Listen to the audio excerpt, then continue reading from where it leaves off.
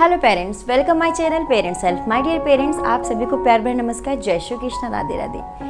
Dear parents, आज की इस वीडियो में हम बात करने वाले हैं बहुत ही इंपॉर्टेंट टॉपिक के ऊपर, जिसमें कि हम बात करेंगे कि अगर आपके घर में बेबी गर्ल हैं तो आपको उनके खान पान को लेकर बहुत ज़्यादा कॉन्शियस होने की बहुत ज़रूरत है। आज के समय में देखा जा रहा है कि जहाँ पर पीरियड बच्चियों को जब वो 13-14 साल की होती थी तब उनको पीरियड स्टार्ट होते थे, जब वो टीन एज में आ जाती थी तब उनको पीरियड स्टार्ट होती थी। लेकिन अब बहुत ही जल्दी, यानी आपकी बच्ची अगर फर्स्ट क्लास में, सेकंड क्लास में है, इन क्लासेस में आपकी बच्ची भी हैं, तब भी उनको पीरियड स्टार्ट हो रहे हैं।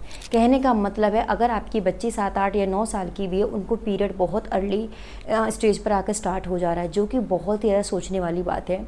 क्योंकि गर्ल्स में पीरियड जितना जल्दी स्टार्ट हो जाता है, उनकी हाइट, उनकी ग्रोथ रुक जाती है, और जिसकी वजह से आगे चलकर बच्चे को बहुत ज़्यादा बॉडी शेमिंग, इन सारी चीज़ों को फेस करना होता है जब उनकी हाइट अच्छी नहीं होती है।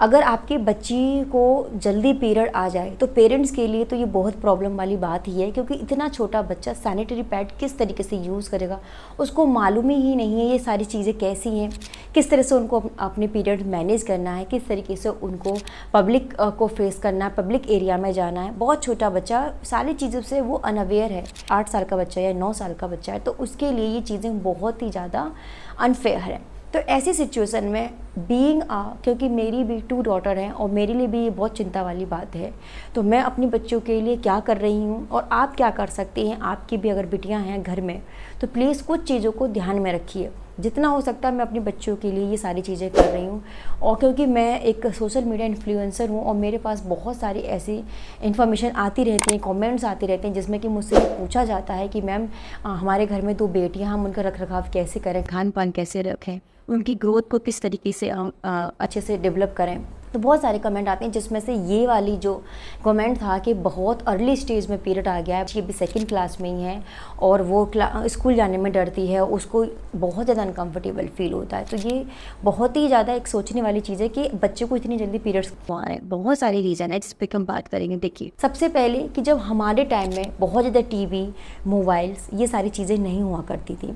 आज के समय में बच्चे बहुत ज़्यादा टाइम तक अपने आप को स्क्रीन के सामने रखते हैं, स्क्रीन टाइम बहुत ज़्यादा देते हैं, टीवी देखते हैं, मोबाइल देखते हैं। नो डाउट बहुत जो स्ट्रिक्ट फैमिली होती है वहाँ पर रूल्स रेगुलेशन होती हैं टीवी और मोबाइल को लेकर, लेकिन कहीं कहीं पर थोड़ी लिबर्टी होती है। बच्चे अपनी मनमानी करते हैं, टीवी देखते हैं, मोबाइल देखते हैं। टीवी के सामने बैठकर खाना खाना, मोबाइल देखकर खाना खाना, जो कि बिल्कुल भी आपकी बॉडी को नहीं लगेगा।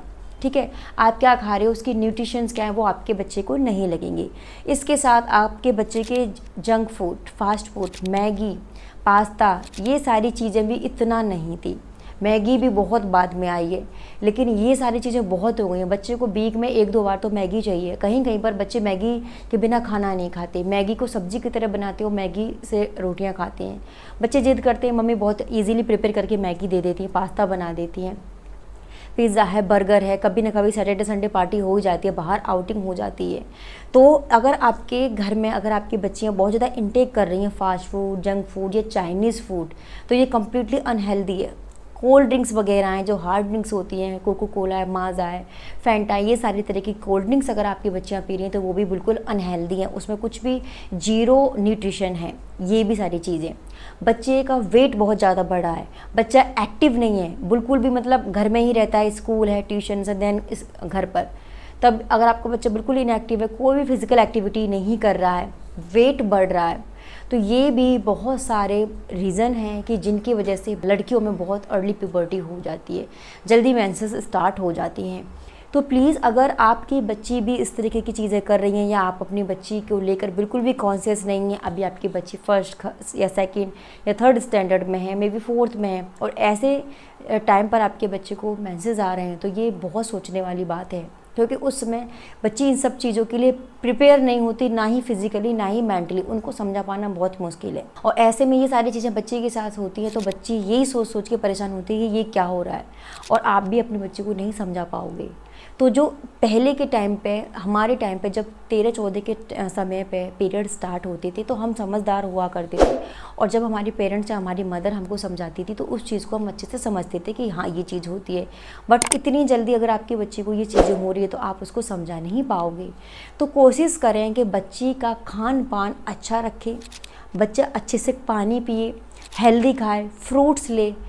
ये पिज़्ज़ा, पास्ता, बर्गर इनको बिल्कुल अवॉइड कर दीजिए। जब ये बड़े हो जाएंगे तो अपने आप ये खाते रहेंगे, आपके रोकने से नहीं रुकते। लेकिन 13-14 साल तक हम इनको अच्छे से कंट्रोल कर सकते हैं, इनको रोक सकते हैं। तो इनको रोक के रखिए, कोशिश करिए कि ये चीज़ें घर में कम बने, कम आएँ। अगर आप बाहर भी कहीं जा रहे हैं तो ये चीज़ें अवॉइड करके आप दूसरी चीज़ें खा सकती हैं।